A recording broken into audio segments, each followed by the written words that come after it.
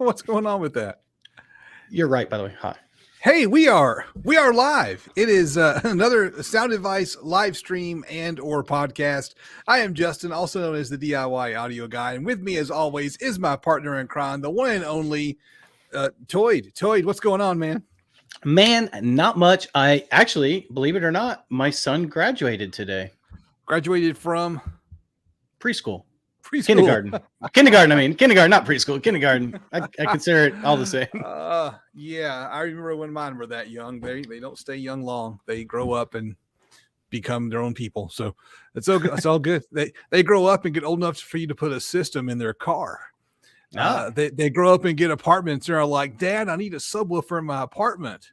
It's like I'm okay with building that. Yeah, I could do that. You know, I've got a 10-inch Ultimax that's been sitting collecting dust. And I need to do something with it. One of my goals this summer is to get rid of all the gear that I've not done anything with that's piled up. Where I saw a subwoofer and said, I should build something with that, and bought it and stuck it in a closet and haven't touched it. Do you do that?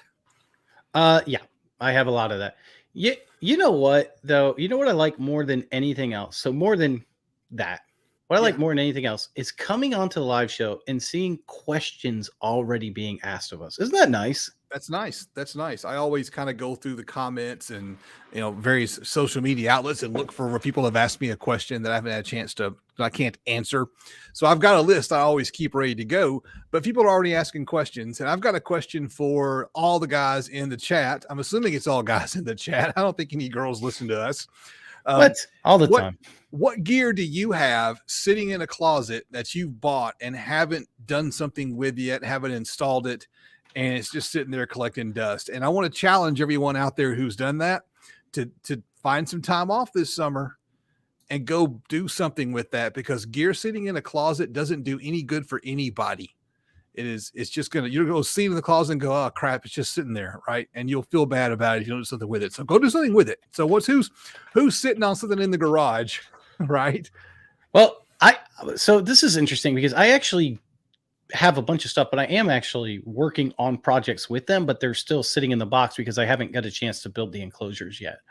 So I've designed the enclosures, but I haven't built them yet. I haven't sent them to the CNC and cut them out because I'm working on other videos. But I have some Eminence drivers over here, the Eminence horn with the tech stream sitting over here. I also have this horn with the BNC new compression driver. That thing is super amazing. This thing is lighter than a traditional tweeter. I'm excited about that one. So I have like 3, and I'm finishing up. I have one of them built. I don't have the second one built, so one's sitting in a box. The Atmos 110. I don't know what I'm going to call it yet. But it's a design similar to something like the DIY Sound Group Volt 10, the Ascendo Audio, or the other one, a JTR 110. There's a lot of these that we're building it kind of similar to kind of a DIY version of a much higher end speaker, but for significantly cheaper, hopefully. All right. There was a question. Scott had already jumped in, asked this question. Oh, yeah. So he's got a question. So when it comes to questions, what we try to do is keep an eye on the chat, and we try to answer questions as they pop up. But we don't always see every question. And if it's a night that's kind of slow, we can catch them all, right? But in a night where it's kind of busy, or you got a lot of viewers popping in, people asking questions, the only way to make sure we see it is to do a super chat. You don't have to do a super chat to get your question answered, but that's the only way to make sure that you're going to catch our attention. So Scott's got a question. Why don't you read it to us, Nick?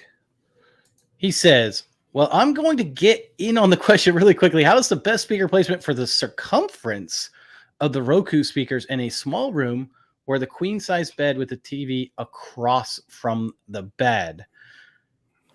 Wow.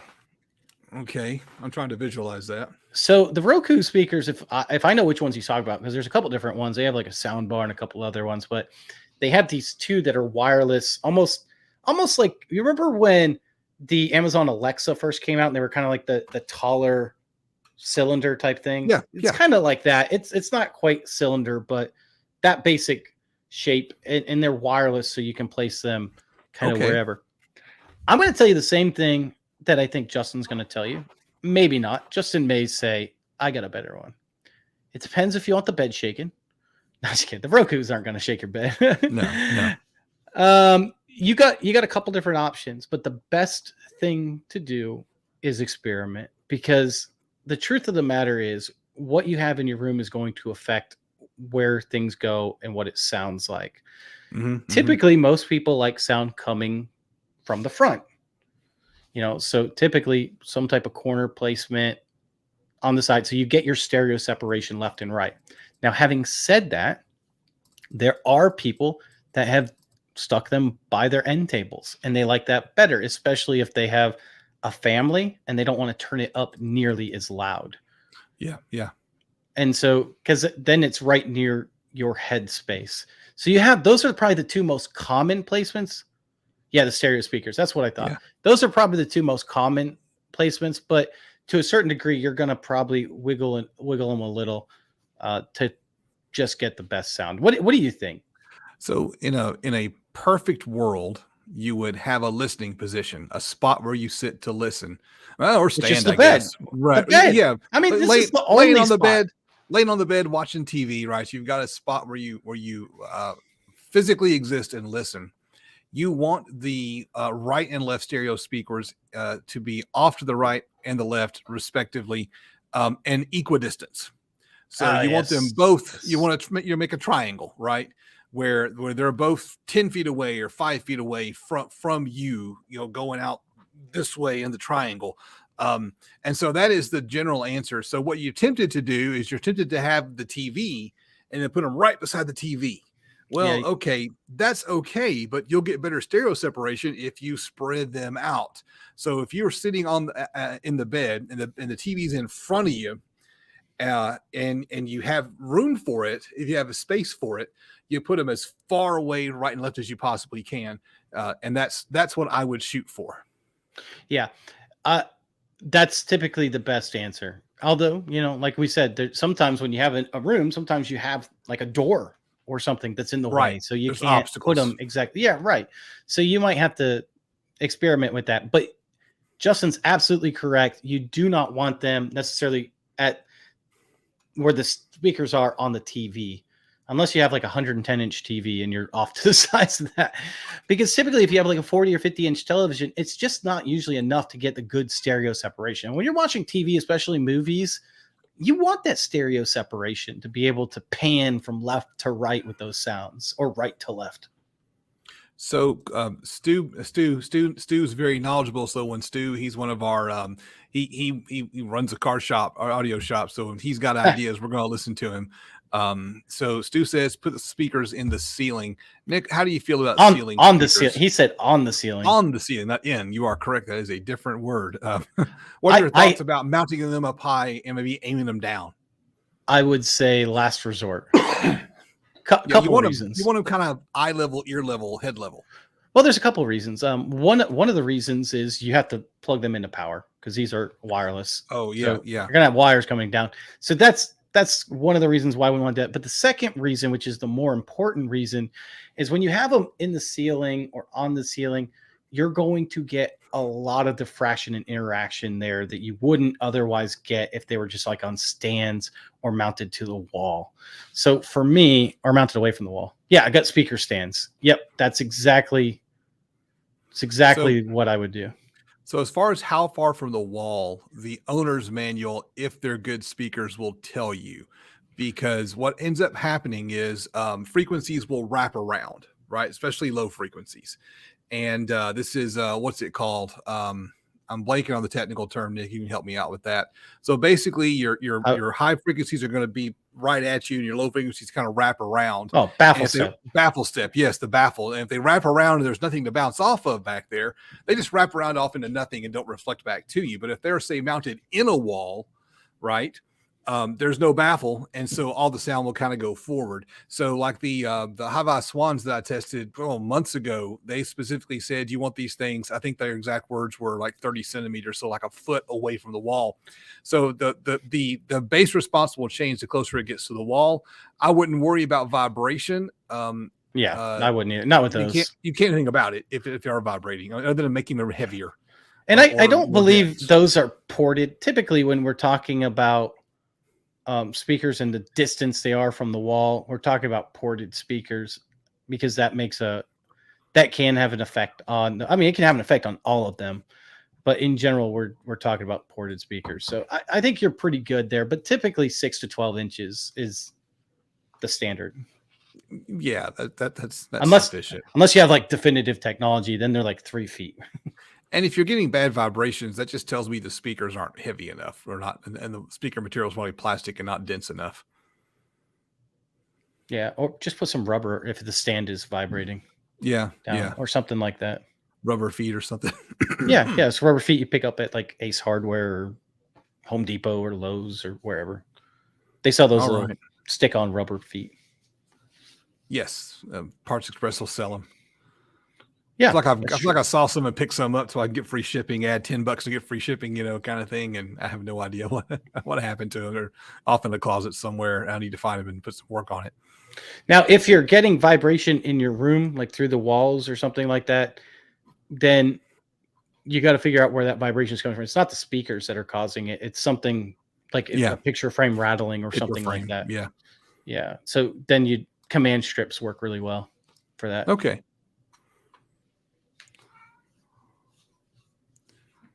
Okay. Let's see here. Since people here are asking questions, we'll grab this one. So, Stuart, do you set your gains with your volume? He looks like a stinking model. Look at that picture. He's got like the suave hair, and maybe it's just this bald guy's me being jealous because he's got that awesome hair now. Even though it's actually a fake picture, but still. Okay. Do you set your gains with your volume? I'm not 100% certain what you're asking about there. So I think he's talking about the gains on the amplifier. Didn't you do a video on that? Yeah, I've got 2 or 3 videos on using various tools to do it. So what I like to do for depending on what tool that you are using, that's going to kind of determine how you go about setting your gains.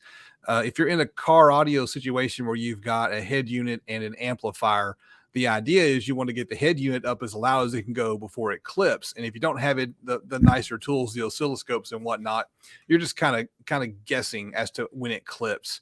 Maybe you've got 4-volt preamp outputs, and so you measure 4 volts with a multimeter. And so what I like to do, like with a multimeter, is set the head unit to 3/4 volume and then just do a little bit of math. And I've got the math in a video, but I'm not 100% certain what you're asking about with the gains. So in general, when you increase gains, volume, whatever you want to say, you can add distortion, and some of that eventually turns into clipping, which can damage your equipment. There has been a rule of thumb. Now, rule of thumb is just that. It's a rule that you can kind of go by. It is not perfect by any means. It's not saying do it this way. It's saying, this is a good place to start.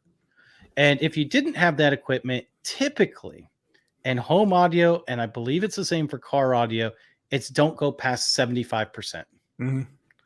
So under 75.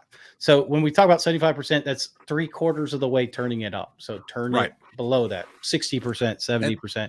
And the issue here is without measuring, you don't know when you're clipping. So stop at 3/4. That's there you go. And that's the rule. Really, like 3/4 is that like don't go past. Really, if you could go below 3/4, that'd be good. And we've seen it tested before, and we've seen it test like as high as like 50% on some things, like where it starts clipping. So it's really a rule of thumb. But typically after 75%, usually most things are going to be clipping. I can't say most, but a lot of them will be clipping. I'll say that. Right. I mean, it depends on what it is. If you've got a Pioneer head unit, the RCAs on those things, almost all of them will go, even the cheapest ones will go all the way to the top without clipping.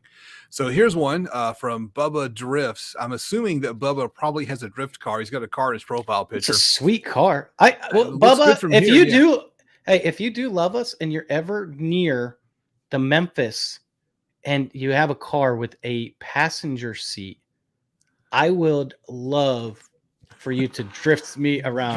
Go drifting. I would love that, man. I mean, I drift in my yard like with my go-kart and stuff, but man, we like in a car with someone that actually knows what they're doing. Like that'd be so cool. Yeah, know how to use the handbrake to make the turn, right? Yeah, yeah, exactly. I would do that in a heartbeat. I would love that. So, Wouldn't so you? Wouldn't that be fun? So we've got a stock Chrysler 200S. So the Okay. 200S is not their biggest car, and if I recall correctly, the battery on the Chrysler 200 is you've got to pull a front tire off to get to the battery. Oh, Yeah, a big three and the Stinger 1500 watt amp that, I did a review of. I think I did the 1000 watt amp or something maybe, but the 1500 watt amp's a good amp. And you've got an 8 gauge power wire for everything. And you're dropping voltage down to 10 volts. I have no idea what the stock alternator is on that Chrysler 200, but I know that those things, like any modern car, they soak up the electrical. And even if it's a big alternator, you're not going to have enough power, I yeah. don't think. And your power wire is too small. Absolutely too small. You should be using 4 gauge power wire. You might need 0 gauge for that. 1500 watt amp, yeah, probably 0 gauge. I have a wire calculator. If you'll send an email to DIYaudioguy@gmail.com with the subject wire, just stick wire in the subject heading, and I have an auto reply that sends you over to my Patreon, where I beg you to join my Patreon. That's a good idea. and it's not behind a paywall or anything. You have access to it for free. You can just click on it. Don't try to edit it, just download it. It's just an Excel spreadsheet. Just download it, and you can plug in the distance from your battery to your amp is the first thing you need to know. The second thing is the power of the amp. That 1500 watt amp is probably 16 or 1700 watt amp. And the efficiency, which you may not know, it seems pretty efficient. I did not record the efficiency when I tested it, but they're good amps, and so it's probably 75% efficient. If you plug that in, it will tell you what gauge power wire you need. 8 gauge power minimum wire, right. So I very rarely see a 1000 watt amp that doesn't need 4 gauge power wire. So I think your power wire is too small unless it's a really short run. And again, I thought the battery for that is in the wheel well. It might be in the back. But I'm thinking you need a bigger power wire, more than likely. Yeah, and I just want to add on to that. A lot of people get confused and they look at wattage and say, hey, you're running 10,000 watts. You need X gauge or whatever. And I remember running into this. One of my first videos a long time ago was just showing people how to hook up a car amplifier in a house, right? And I used I used like a Meanwell power supply, hooked it up, and I used 16 gauge power wire. It was like a 6-inch run.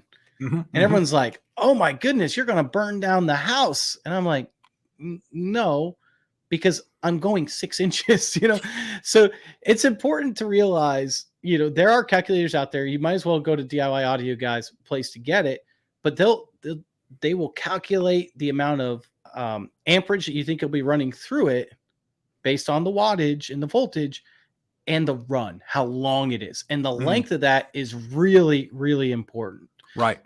But I agree with you. I think he's got I would almost imagine it's probably too small of a wire. I would go with a 0 gauge copper. And if it's Still dropping. Yeah, if it's CCA, it's not big enough at all. So yeah, a bigger wire. Now, I don't know if that'll fix your headlight dimming problems and whatnot, because there's a million things that cause headlights to dim. But I would say a bigger power wire is a must have in that scenario. Start there, and if it's still starving, then upgrade the alternator. Yeah, and if you go to a 0 gauge wire, you're good for like 250 or 300 amps of current, which is a lot of power. Especially if you think you're going to upgrade, you might as well. And we've got a super chat. Add more. Yeah, Miguel Gyron. Thank you, Miguel. We appreciate the super chat. I have not tried the Basehead Garage Power Meter. I have never heard of it. I did not know that was a thing. So I'll have to Google that in a little bit and see what it's all about. So no, that's a new one on me. I've not tried the Basehead Garage Power Meter. Well, I'm going to look it up. Let's look it up. Let's look it up. Yeah, sure. Screen. Why not? I mean, he gave us a super chat. We might as well add it and look at it with him. But fair enough. We should be going above and beyond for this guy. Let's see. It's only $80. Wow, that's cheap. So this is it. This is the watt meter. Do you think this is the one he's talking about? Yes. That's measuring watts, right? So measures true amplifier power output wattage. measures apparent power. That's the VA. Measures Okay. phase difference. Measures Okay. AC volts. Measures AC current. Measures max amplifier output and peak voltage. Dude, I might buy one of these. If it can do that much wattage, I might buy one for my. I want to buy one now. That would be so awesome for the channel to be able to test amplifiers. The only thing is, okay, so you have to put. I'm assuming you'd have to put a dummy load on this, right? Yeah, probably so. Yeah. I Yeah. mean, or you just hook up to a subwoofer. I mean, if it Well, yeah, seems you like could it do can, silver. it can do phase, which means it has a power factor correction built into it. That's what that's about. So I don't see any reason why that won't work. And it's I a think that whole looks lot cool. cheaper. How much was it? It's $80 and it goes up to 200 volts and 100 amps. What's that called again? Basehead Garage? Yeah, basic. They're sold out, so you can't buy it right now. Okay. Dude, I might buy one of those and test it out on the channel. I mean, that would be super cool. Yeah, $80. I can't find it for sale anywhere right now. So it's on. I mean, no wonder it's $80. How much is the one that you use from That's like $300 or $400. 3 to 4? Yeah, yeah. And who's that by? I can't think of the name right now. Steve Mead. Yeah, Steve Oh, Mead. yeah, Steve Mead. Yeah, SMD, right. Yeah. And there are other ways.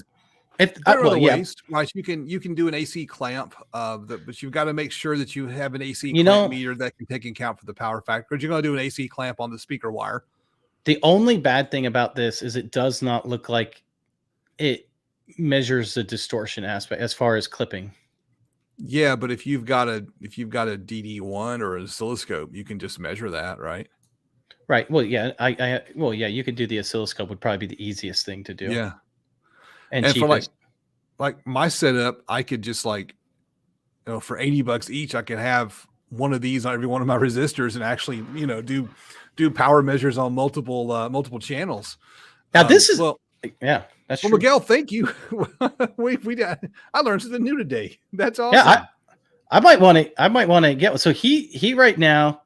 All right, curious. I'm curious how accurate it is compared to the AMM1. I'm currently getting 70 volt AC clean at 14 volts from a salt 3. Does that sound accurate? I mean, if you're doing like 70 volts into a 1 ohm load, that's a truckload of power. I can't do the math in my head right now. So 14 volts would be the DC signal going in. So you've got good solid voltage. And a salt 3, is that a 3,000 watt amp? I mean, those salt amps are, if it says 3,000, it'll do 4,000 probably. I mean, that seems, the numbers aren't throwing up any red flags. The only issue that I would say, Miguel, from my standpoint, thinking about this, is that you would want to make sure it's clean power. Because because amplifiers can output it doesn't mean it can do it at a certain distortion percentage. Like, are we clipping the signal? Are we damaging it? So if you have a cheap oscilloscope, I would hook that up to it as well. Is that what's it? DMM1 that is the other one that you can get? Is that the right AMM1? Yeah. Wait, the AMM? No, which one is the one that measures distortion? I'm sorry. Oh, the DD1. Yeah. DD1. I'm sorry. And those are like $200. And so if you're trying to, I mean, because you could do an oscilloscope for $80 and this for $80. And you could have $160 like per channel, and you could build out your own kind of amp test station for a lot less than buying the real deal. You know what I'm thinking is like this would be cool for like a channel like mine to build this into like a box where you see that display. Yeah.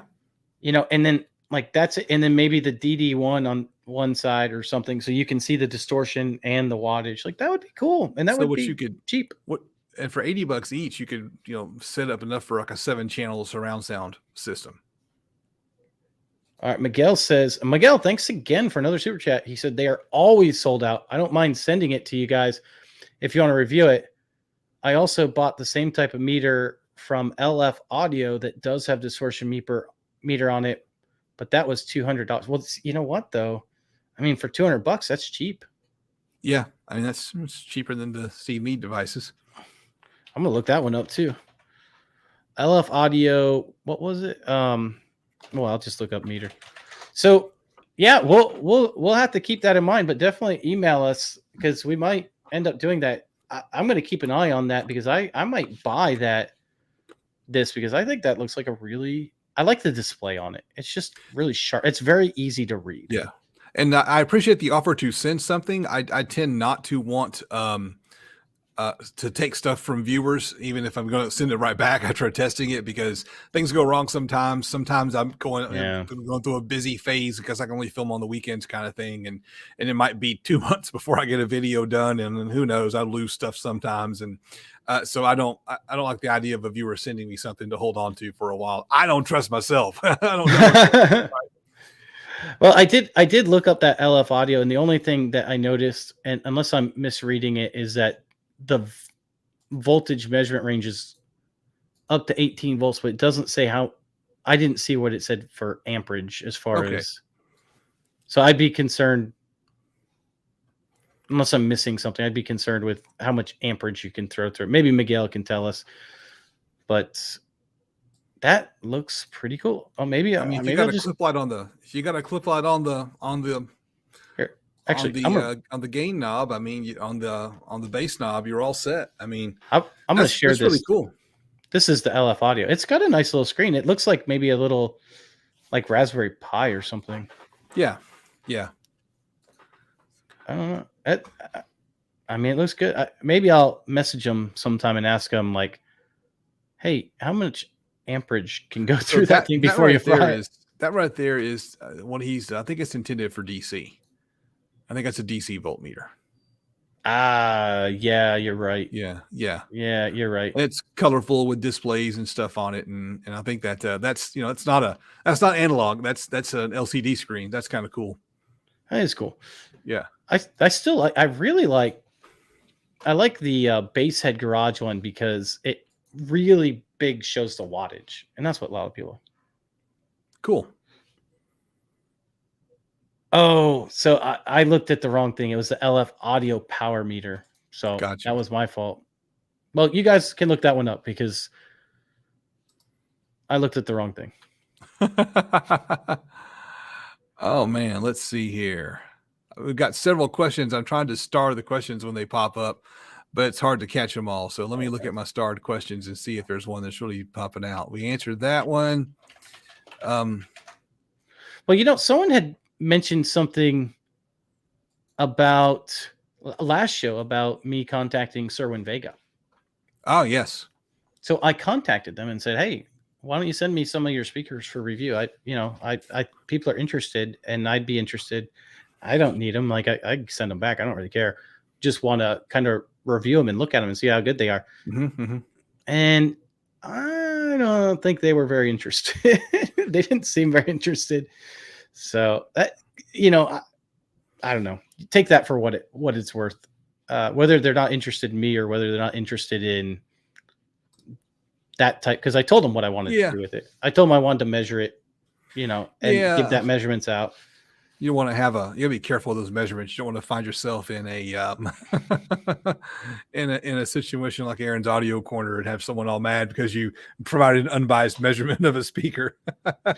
Yeah. You know what? That guy shot himself in the foot so bad. Boy, did he ever. So many people, I spent just a little bit of time with Aaron at Axpona.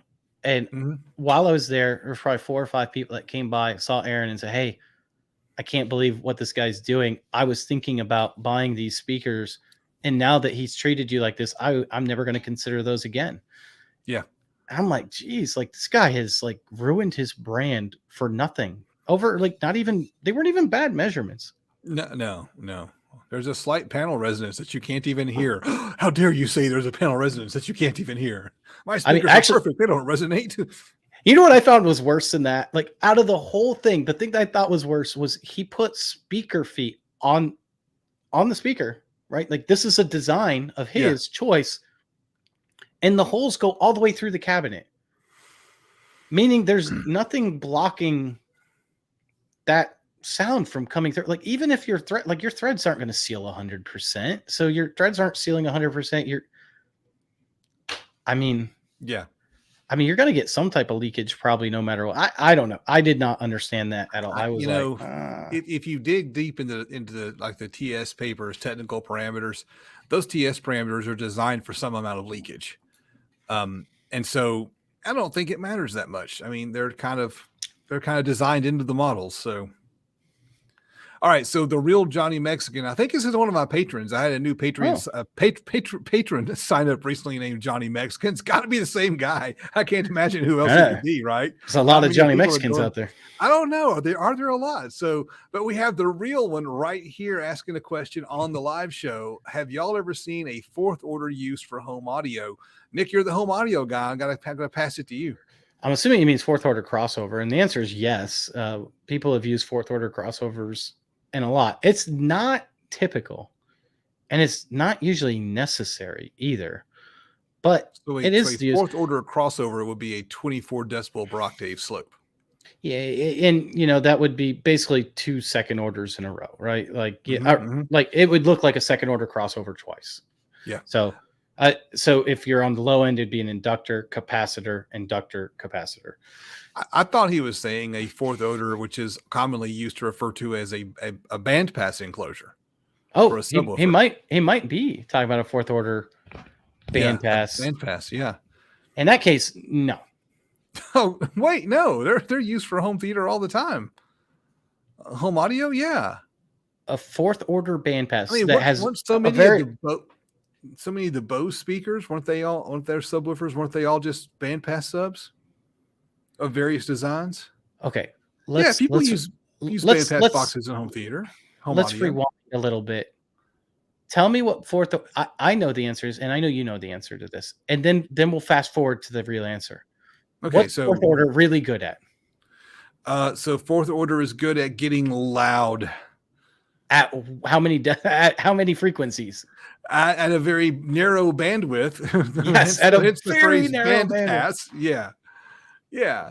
See, this is the problem with a bandpass in home audio. Mm-hmm. In home audio, if you have a bandpass that's really narrow in one area, you really need to cover in home theater everything from 20 hertz. Some people even say 10 hertz on up to 80 to 120 hertz. A bandpass doesn't do that properly. Are there manufacturers that have made fourth order bandpasses for home theater because they think it sounds really good at that one frequency that people listen to every once in a while, and they're like, oh, look how much bass this little tiny subwoofer sounds like? Sure. Is it a good design for home theater? No. I would not personally use a fourth order bandpass in a home theater because of that, because you're going to be missing out on a lot of the frequency that you need.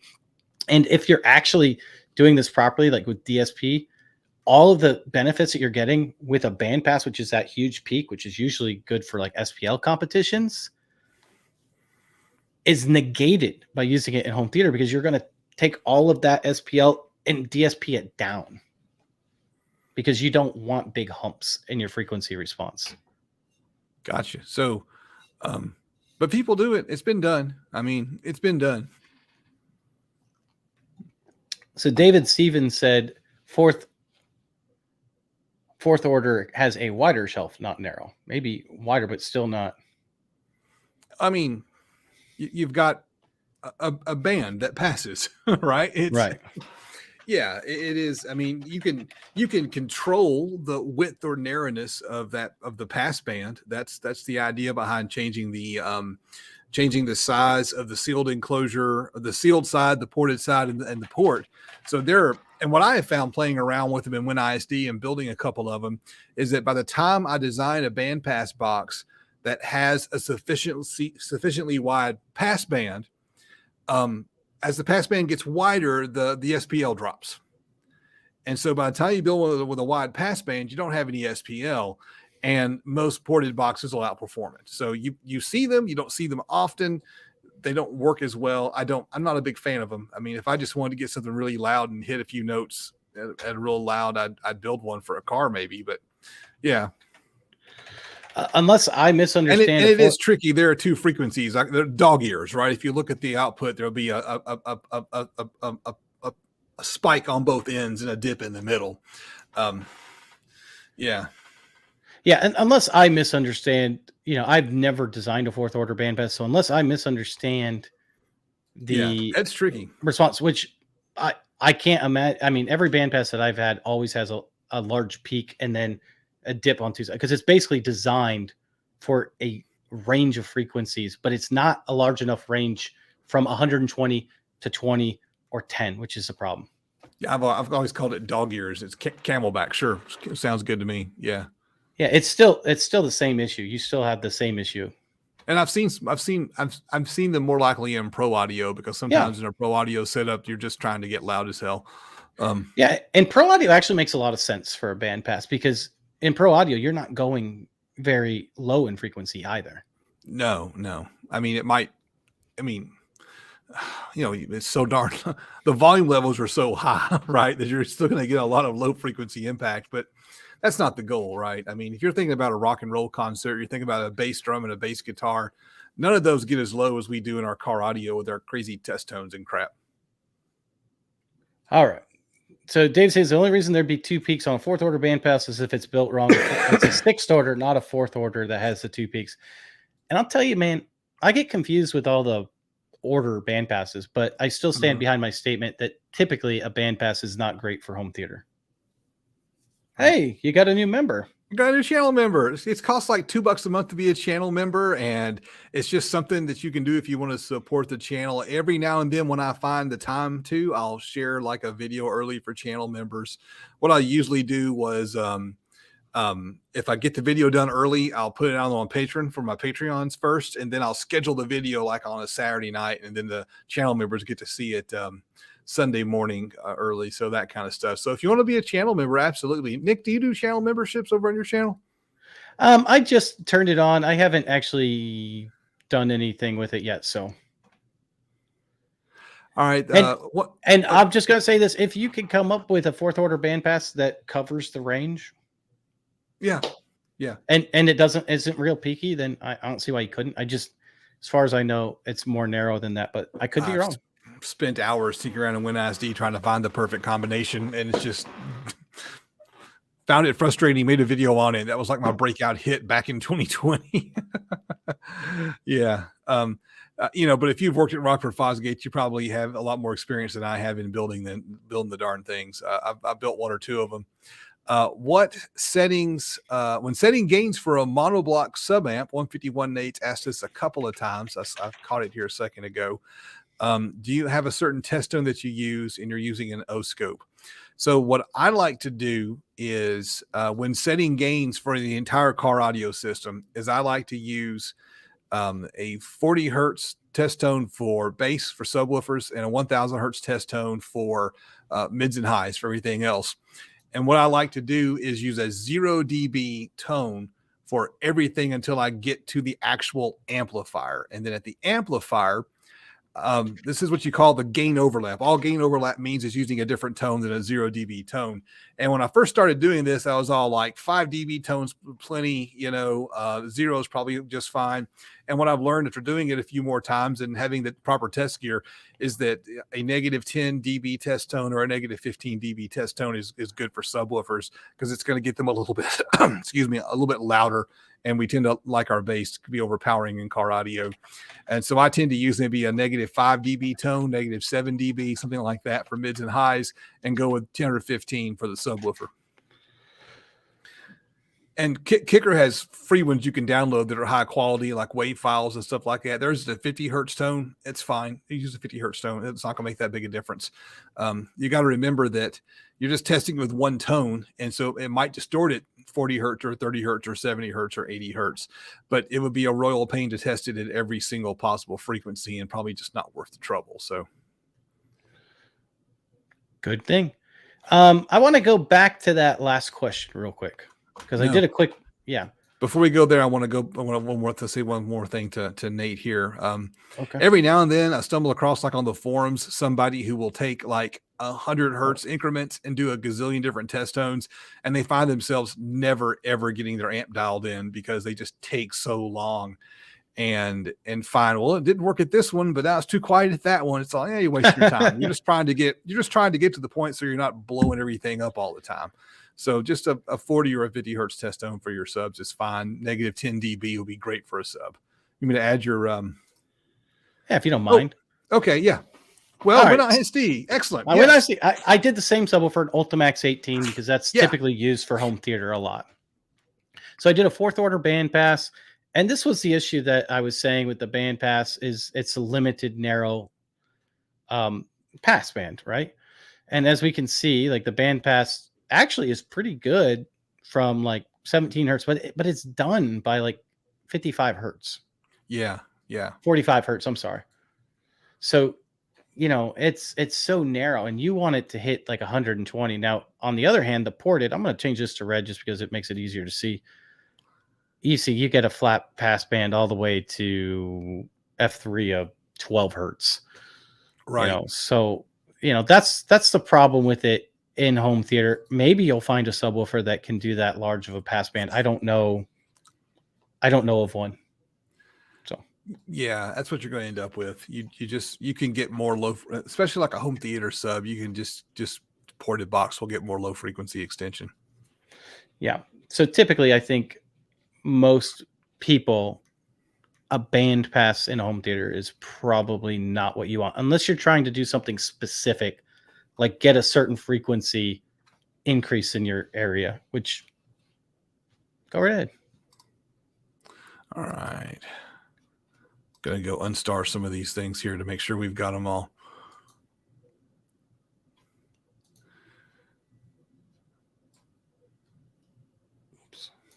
Oops. All right, let's see here. Did we do this one yet? I don't think so. Got a smaller vehicle, a vehicle more interested in sound quality. 2 10-inch Rockford T1s or a single JL Audio 10-inch W7. So I'm not familiar with the T1s. I think those are kind of the upper end. T1's the thin line, I think. See, the problem with the JL Audio W7 is just so darned expensive. It is a great subwoofer. Everyone who has one loves it, but those things just cost so much that it's hard to like recommend them in good faith.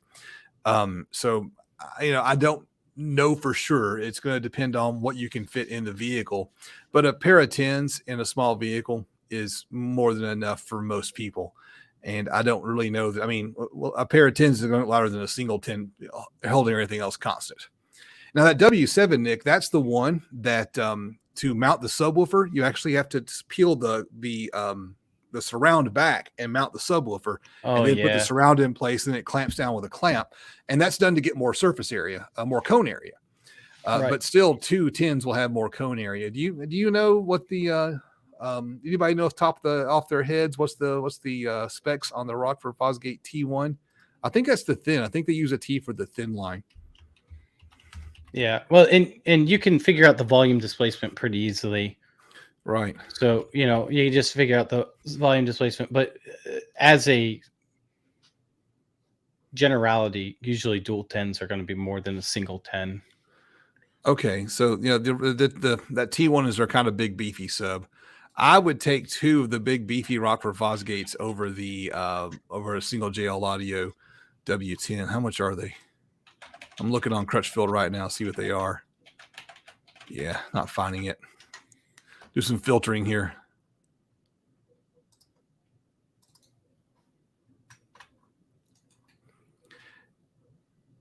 Yeah, I'm not seeing the T1. There's Power, there's Prime. There we go. Yeah, so that T1 is $400, and that W710 is going to be probably close to $1,000. So I would do 2 of the $400 subs instead. But that's just my opinion. I mean, I guess part of the question is, also how good does it sound? Right. And I don't know anything about either one of those, so I can't speak to that. But I've not tried either one of them, so I can't tell you for sure which one's better than the other. They look nice. Those Rockford Fosgates look nice. Yeah. Especially for that price. Yeah, it should be a pretty beefy sub. All right. All right. Which question should we go for next? Well, Stu is always here, and I feel like he asked a question. I feel like we should get to that one because. All right. Where's it at? He's a loyal. He's a good friend. That's what he is. He's a great guy. And he's always here. Yep. So, why not? There you go. That's it right here. What did he ask? Yes. Nick, do you have any experience with Atom stock lasers? Thinking about getting the A70 Max. So here's the deal. They actually contacted me not too long ago and asked me to review one of their lasers, and I did not get back to them. I don't think, or if I did, I said I'm not interested. I can't remember either way. I've looked at the Atom stack. They're nice because of obviously the area that they offer and things of that nature, but they seem like the frame of it and everything just seems cheaper to me for whatever reason. But I don't think you'd have any issues with it. Like I don't think it would be a bad machine. I haven't heard anyone having a bad experience with it. I just haven't personally used it. Like there's things I like about it, like the autofocus and things of that nature that it offers. But the frame, for whatever reason, just looked really cheap to me. The X tool that I have now is a perfectly fine laser, but I don't think I'm ever going to buy a laser that doesn't have autofocus on it. And I need to get one of those Creality Falcons. They've actually reached out to me, and we just keep, I've sent an email, and 4 days later, I forget that I should have followed up, kind of thing. But it's one of those things where, the time of trying to focus the damn laser, it's like, here's the deal. How much is that? $2,000 though, right? Yeah. I mean, at $2,000, I would personally look at one of the CO2 lasers at that price, and I'd look at who's the Omtech? I'd look at Omtech CO2 laser. Omtech has a 60-watt CO2 laser for $2,600. Yeah, I mean, you can get a much better. And the great thing about the Omtech CO2, the lasers are you can get a 40 watt for $400. But with Omtech, the great thing about them is that they're CO2, so they can cut through like clear acrylic. So you don't have to worry about some of the things that you have to worry about. The only thing about the CO2 lasers is sometimes you might have to add a chiller and some other things, So is this your page or mine? Did you just share? This is me. I just shared it. Okay, yeah. I was on the same page, so I was confused. so $2,600, and it's a CO2 machine, and so and they have a bunch with autofocus. And Nick was saying this, and I want to double down on this. We in the car audio world, especially, we seem to like clear acrylic for things quite a bit, right? For windows and whatnot, right? Etch a pattern into it. A laser like the X tool laser, of course, X tool has one that is a CO2, but a CO2 laser will cut clear and it will cut blue. A diode laser will not cut either one. And if you're going to, blue is the theme of my channel, and I'd love to make some clear, plexi clear, designs. I can't use the X tool laser for that. It's a fine laser, but I can't use it for all the stuff I'd want to do. So if I'm spending my own money, I'm going to spend more money and get a CO2 laser. Yeah, see, at $2,000, I would look at a CO2 laser personally. That would be my thing, and or even spend a little bit more and get a CO2 with autofocus. But you can get a lot of really nice. I guess the advantage of the Atom stack is I think it has a bigger cutting area. Yeah, so cutting area is important. Depending on what you're doing, it might be. Yeah. I would rather have the usability of being able to use it with any material that I want. Mm-hmm. That's my personal opinion. Yeah, because the engraving side is 850 millimeters by 800, which I don't know what that is. 850 millimeters. That is 33 inches. Okay, that's pretty big. Yeah, by 31. So it's a lot bigger than the 16 by 24. So I guess if you have to, but you know what? A lot of the Omtechs, though, I will say this: a lot of the Omtechs have pass through. Oh yeah, that's a handy thing too. If you got a big piece, you can feed it through. Mm-hmm. Yep, it can feed through. So you do have that option. And this one we just put up on the screen just a second ago. It looks like it already has things like the what do you call the honeycomb, right? And so one thing I ran into when a couple of companies want to send me a laser, and it's all like I'm cutting things and it's etching into my work table, and it's like that's not fun. How do I fix that? Oh, I got to go spend money on a honeycomb. So after someone sent me a laser, I've got to go spend money to make it work. It's not really fun to review a product when I have to spend money to review the product, which is why I don't like doing product reviews. But you know, if it's got everything you need, it's a better deal than one that doesn't. Yeah. I did want to mention Stu. Stu said, I've browsed the Omtech offerings, was just kind of thinking the open bed might be beneficial for etching on boxes or random things. There's some truth there, but you also got to remember too that with an open bed also means open smoke, and that smoke is hazardous to you. So, you know, just keep that in mind, because we like you, Stu. We don't want to, we want to keep you around for a while. What I like to do is when I've got something to etch is I roll the laser in front of the window, and I've got a big Harbor Freight circular fan, the big round fan. I just blow the smoke out the window, and hopefully my neighbors aren't near enough to smell it. You don't blow it on the laser. You blow it like at the back of the laser. Yeah, blow it out the window. Yeah. But you don't blow it like against the laser. You put it like at the back of the machine. So like window, fan, laser, and the fan's pointed out. So is it using as an exhaust fan? Yeah. That's a good idea. I like that idea. All right. It's hard to catch all the questions. Here's one that's a more recent one that just popped up. Difference between wiring to 1 ohm or half an ohm, does it really matter? And that is loaded question. An unloaded question. Oh, very funny.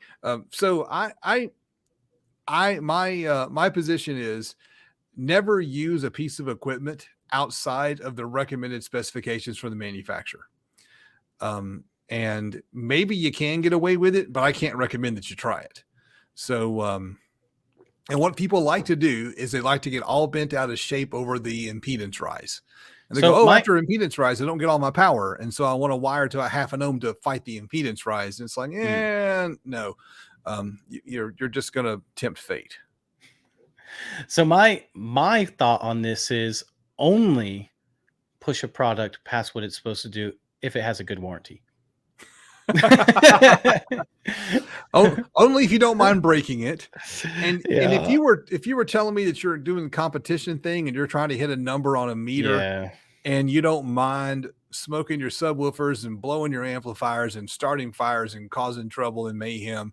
I mean, because anyone who competes in anything, mayhem happens. Top fuel dragsters blow apart when they're going down the racetrack. Well, it's just part of competing. That's different than just like a daily driver kind of thing. But it's one of those things where you're doing it at your own risk. If you have an amp that's not specified and the manufacturer says it can't do it half an ohm, you're off into the world where you're exposed to the risk. So, and obviously the typical benefit is more power, right? From your amplifier. Right. That's the typical benefit. Because you said, would the load really matter? And that all comes down to your amplifier as well, because there are times where you have an amplifier that can do a lower impedance, but because when it runs the lower impedance, it gets hotter, it actually can't necessarily do more power. So that's going to be, go ahead. In a theoretically perfect world, every time you cut the impedance in half, you double the power, but it doesn't work out that in the real world. No. So that's, I mean, we can say theoretically, you would get more power. You know who could really answer this about the particular subwoofer? Because he said the DD612F looks promising. Is our man in the chat, if he's still there? Blake, I don't know if Blake's still there. Yeah, I saw the question because Blake answered it. You wouldn't get anything. I saw Blake answering questions, and it's all like, let me check out what Blake's talking about. So, that's a good point too. We should kind of like hit on that in general. In generality, you don't necessarily need to wire down to the lowest impedance that everything can do. I think unless you're in a competition of some kind. Yeah, when you're competing, it's a different world. But when you're just enjoying your music and having fun, does it really matter if you're, didn't hit 150 dB and you're daily on the way home from work today? Good friends, a bottle of beer, and being decent cure everything. I don't know if it cures everything, but it sure goes a long ways toward it. My friend Stoic Viper, I've heard a philosopher who once said that going for a walk never makes things worse. And I would True. say that going for a walk with some good friends and a good bottle of beer probably doesn't make things worse either. I once heard a good one as well that said, and you might even know who this is by, and if not, I'll give you a hint. Where he said, "The oh, you know what? The reports of my death have been greatly exaggerated." I forget who said that. What? I forget who said that. Samuel Clemens. Oh, what's his name? I'm sorry, I'm blanking. I'm Oh my I'm not God! on tonight. Come on, It's Mark Twain. Yeah. Twain. There you go. Yes, that's it. Yeah. I thought that was someone else, but anyways, I've heard it several times. It was Mark Twain. Who great author. He actually, yep, there. Ed knew it. He goes, Mark Twain. That's right, Mark Twain. Don't let anyone tell you. Samuel Clemens and Mark Twain. Someone had once said that, and they said, Samuel Clemens. I was like, no, that's Mark Twain. And then I was like, oh wait, nope, never mind. Michael Scott said that about when quoting Wayne Gretzky, right? That's oh my goodness. I feel like there was another question that someone had asked quite a bit, and I want to make sure I got this one. Oh yeah. David Joseph Louise Nasser. I have a question. Is there any problem about cooling the coil if I put the subwoofer in a bigger box than spec says? For example, taking the spec says 1.25 and putting it in 2.2 or 2.5. So talk to us about keeping the voice coils cool, Nick. What? How do you keep voice coils cool? What's the key to keeping them cool? In a speaker, they should be designed. They should be designed that way. Yeah, I mean, so I'm like, I don't put a freezer in it. I mean, there's really nothing that you can do besides. I mean, typically, besides just running it properly. Right. If voice coils should be designed. I mean, if you're not abusing the sub, if you're not sending a clip signal, if you're not sending it more power than it's rated to handle, most subwoofers, every decent subwoofer has some type of venting on the back that's designed to pull cool air in and push hot air out.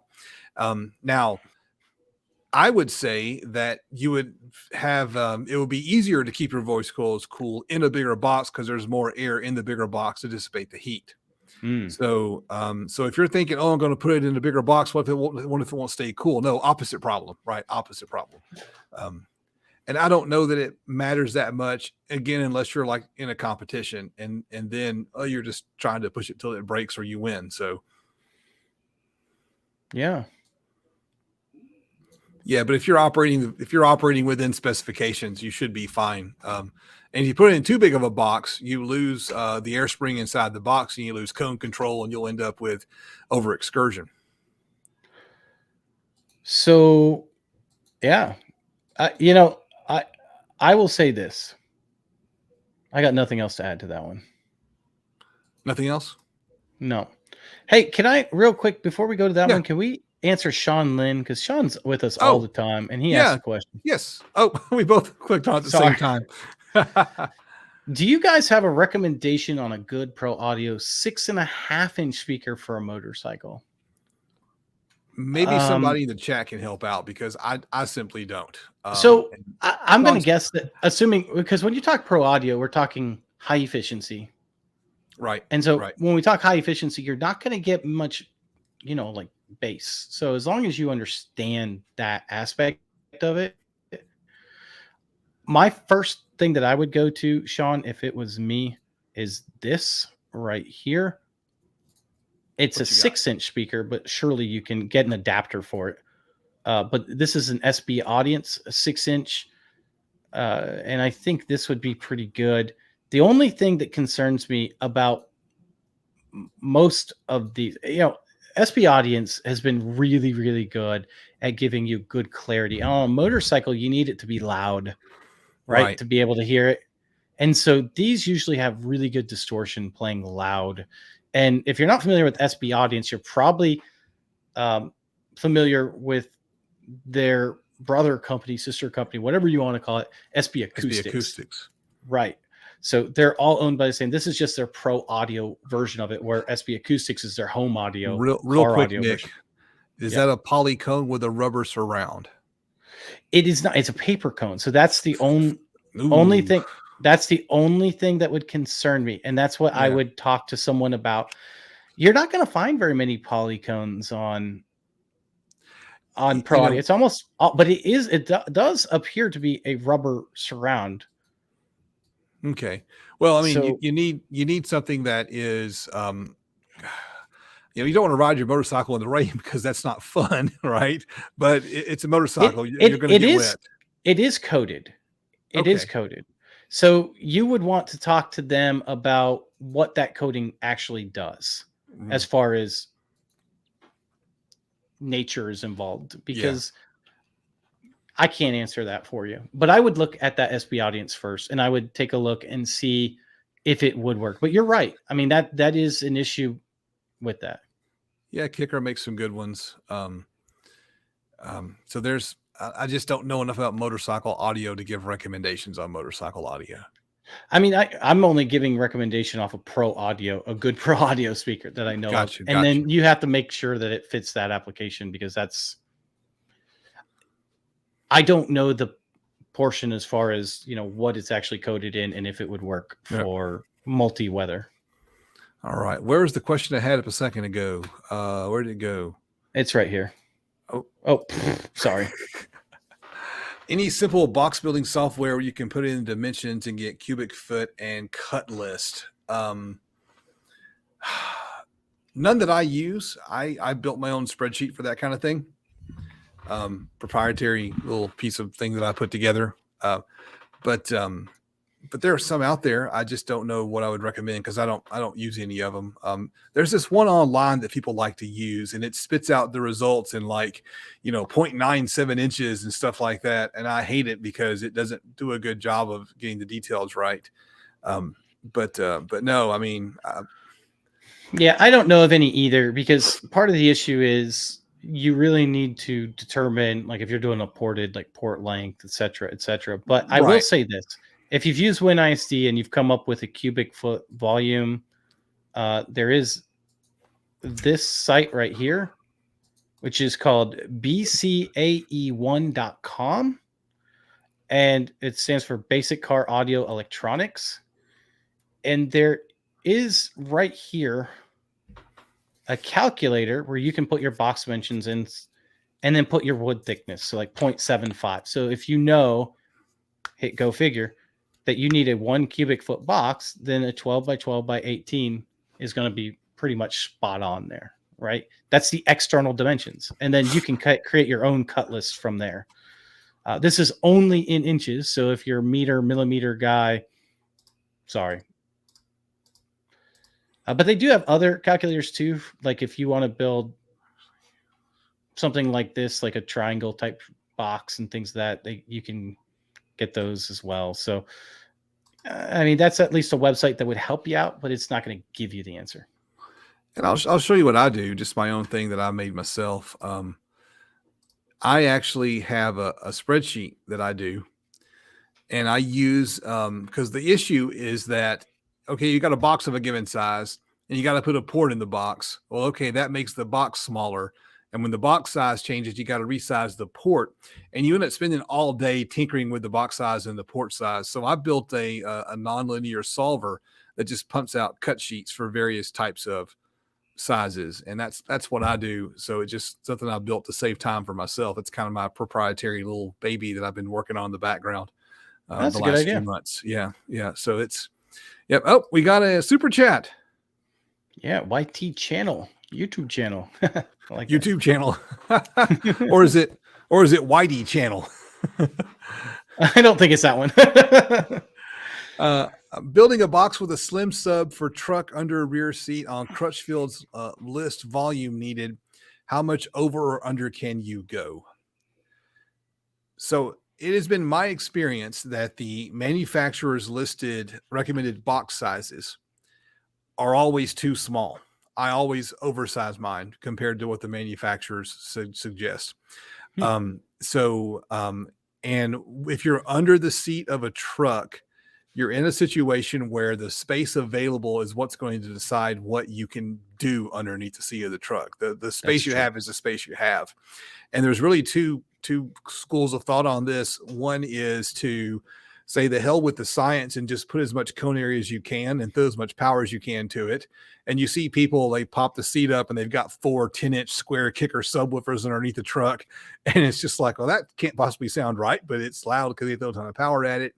And the other school of thought is to go with smaller drivers, as many as you can fit, because smaller drivers work better in smaller airspace. You're just kind of, what kind of truck is it? Can you tell us that? Is that possible to know what kind of truck it is? I will say this as well. And home audio, if you were going to go under, depending on a lot of factors, but if you were going to go under, typically we say about 10%. And then you can put polyfill in there. And polyfill can often make up to 10% of a difference to get you back to your original volume. Right. So for those that don't know that, there's thermodynamics involved with that. But the basic premise is polyfill makes the subwoofer think it's in a bigger box. So you can do up to 10% to get a bigger. So if it's a 2 cubic foot box, you could go down to like 1.8, put some polyfill in there and hopefully get up to 2. Again. And I tested that out, and I know Nick and I have both done videos where we tested polyfill and reached different conclusions, which makes for our conversations about it fun. The conclusion that I reached is that if you have a box that's tragically undersized, adding polyfill to it isn't going to be some kind of magic potion that's going to make your box perfect. But it does have an impact, and a measurable impact. As Nick said, it does make the subwoofer perform as if it is in a slightly larger box.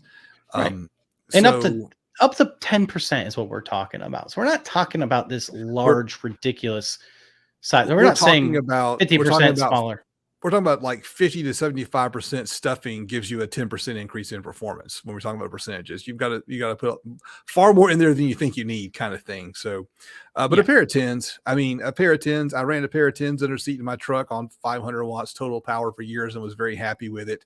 The main thing with the under the seat, if you can lift the seat and get a little bit of room without, messing up with your seat belts, then I would recommend giving that a try. A pair of 10s, a pair of 10s, 4 8s, something like that. You're just kind of in a do the best you can scenario. 12 of the Dayton 5.5-inch Epic drivers, 32 8-inch subs. I wonder, how that would sound if you had those little 6.5-inch, 7-inch Epic drivers. What would happen if you had like 6 or 7 of them that are there? And if you have room to fire forward, the Savard 6.5s, I would get the high Qs because they can handle more power and they need the same size box. Those 6.5s, but if you have room facing forward, you might be able to build a ported box. That's true. So there's no you've got open space under that back seat. There's no storage trays interfering with it. Like in my truck, there's a permanently welded into the tub storage tray that I'd have to cut out with a cutting wheel, and that's not going to happen. So I think you could probably fit 8 of those 5.5s. I mean, not that it would really make much of a difference. You might as well just go 2 10s at that point in time, but still, I think you could. Yeah. A single sub in a ported box, if you can fit it, it's just, I don't know. It's what can you fit and what can you afford, because you can throw money at it and you're going to hit diminishing returns quickly. And when I tell people want to put a seat underneath their box is to have reasonable expectations, because it is the absolute worst place to put a subwoofer box because of the Savard high Q. Yeah, if those will fit, because sometimes there's room to fire those forward. So some of those might be handy. So if you can get 2 cubic feet in there and get like 4 of those, you might import it off to the side. You might have a pretty good solution. But that's it, right? Reality sets in. All right. Reality sets in. Yeah, because to a certain degree, when we're talking about smaller speakers, you know, you're going to want to look at the volume displacement as far as how much is it going to displace, because that's going to be another factor in your decision. Because 210s, you know, I actually don't know the volume displacement on 2 6.5s versus 210s. I think the 4 6.5s versus 210s. I think 210s would still have a higher volume displacement, but I'd have to do the math. But you know, you'll just want to keep that in mind too if getting louder is important. There we You go. okay, Justin? Yeah, I just I've got one of the high Q 6.5s right here, and it's it's hefty. It's hefty. I forget what the power handling is on these things, but it might be, it's like 300 watts. And so 4 of those, you can do 1200 watts. And if you have room to fire 4 of these forward and a big port out the side of the box, that would probably be your best bet. If you buy it directly from Savard and use the code DIY audio, they'll give you 7% off. So there's a discount code for you. I just happened to have it laying back here and thought I better grab it. Turned off my camera for a second so you wouldn't have to see my big rump when I reach around to get it. But yeah, it is I mean, the magnet is bigger than the rest of the damn speaker. And I like this because it's got push terminals and the wraps don't, and push terminals just make life so much easier. And so a few bucks more for push terminals is worth it for me.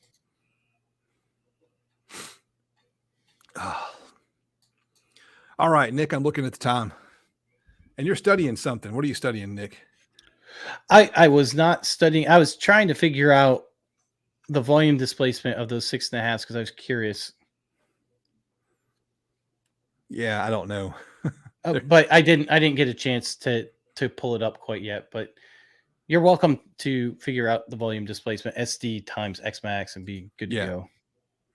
All right. So it's Nick, it's time to ask the question we always ask at the end. Tell me, Nick, what have you got going on your channel? Well, I don't know. Okay. I don't really have anything set in stone for this week. I have a couple things I want to do. I got one of those new, a lot of people have been starting to review those Fosse amplifiers. They're like dual mono blocks. And Cool. so I'll probably review those. The main issue I have is my testing bench is kind of down right now. So I won't be able to test the actual amplifier output, but I do know enough people have tested that. So I could probably just talk about some of their results in it since my test bench is down right now.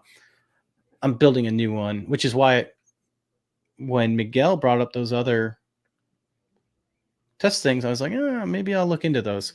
But yeah, so I do think I'll probably get that video out, and I'm finishing up a video, hopefully finishing up editing that tonight or tomorrow morning on the difference between an Android head unit versus a Linux-based head unit, and which one should you get? Should you get the Linux or should you get the Android? Does it make a difference for you? Why would I choose one over the other? What about you? So I don't know what the next video is going to be. I still have some footage from, I've lost Nick. Oh no, still have some footage from Knowledge Fest where I went to Knowledge Fest and just kind of had a good time hanging out and getting some pictures. And so I'm going to maybe cut some of that footage down and see if I can find an interesting story to tell in the Knowledge Fest video world.